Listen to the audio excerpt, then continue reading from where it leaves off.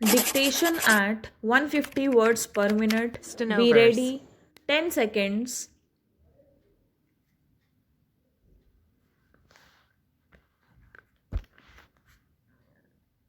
Start. I am most happy and grateful for the opportunity you have given me to meet you all this evening. As you know, the Government of India and the provincial governments concerned have taken great pains and incurred heavy expenditure this year to improve the approaches and also the localities where the sacred Buddhist places are situated. The total amount spent may add up to a crore of rupees in the course of this year. That indicates the interest which the government of India and the people of India are taking in Buddhism and its sacred places. You have been good enough to mention some points which I shall have looked into.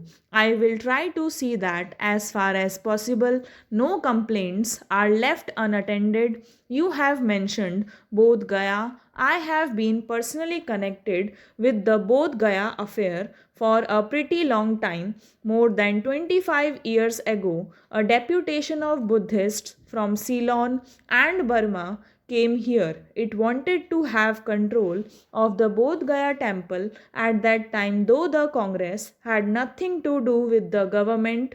It took up the matter and appointed a committee to make suggestions as to how best the Bodh Gaya temple could be managed in the interests of all and to the satisfaction of the Buddhists. The committee, of which I happened to be secretary at the time, recommended that the management of the temple should be placed in the hands of a committee on which Buddhists as well as Hindus should be represented. That was because the Hindus also worshipped the Buddha. Their method of worship may differ from that of the Buddhists, but they held Lord Buddha in great veneration as one of the avatars. We could not do anything at that time as there was a Mahant in actual possession of the temple and he did not agree to part with his right. In 1937, however, when the Congress for the first time formed government in Bihar, it took up the question of the appointment of a temple committee once again.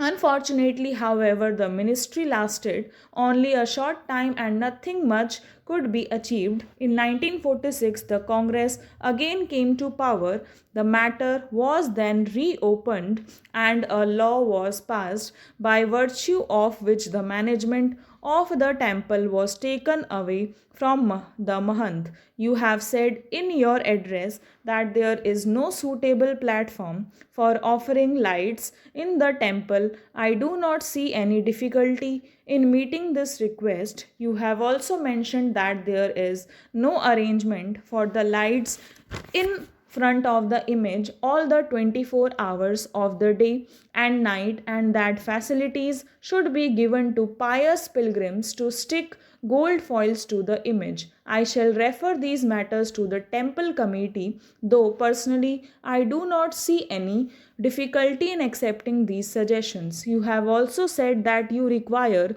land for building dharamshalas and rest houses for pilgrims who come for worship. I believe that in all these places, including Bodh Gaya, some dharamshalas have been built which are pretty big and well furnished. Some houses have also been built by the well to do people.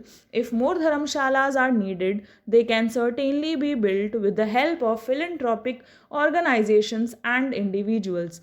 Present some problem, but the government can always acquire land for an essential purpose. About Kushinara, you said that you saw some people digging out bricks from. Stop.